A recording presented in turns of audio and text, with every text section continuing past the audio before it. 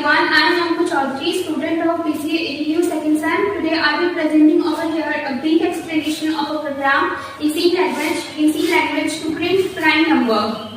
So, first of all we will see what is prime number. So, prime number is a natural positive number which it has only two divisors, that is 1 and itself. Examples are 2, 5, 2, 3, 5, 7, 11 and etc.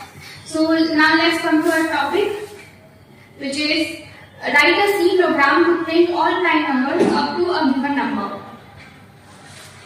Now this is a program to print a prime number. Now let's see this program in a practical mode.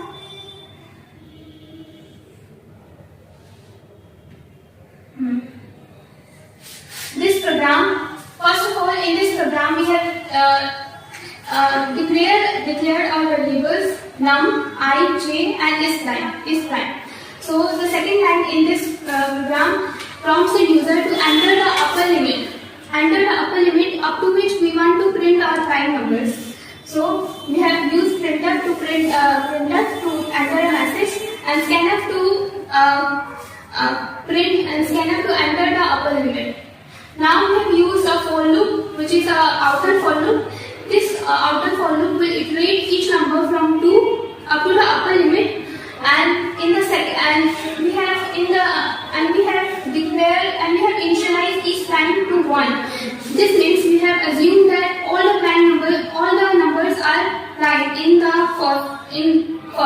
at first, and the second and the inner loop iterates each number from 2 to check if there is a factor found up to the upper limit.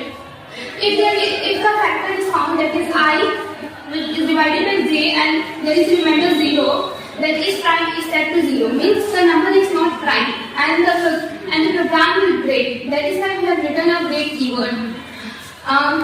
If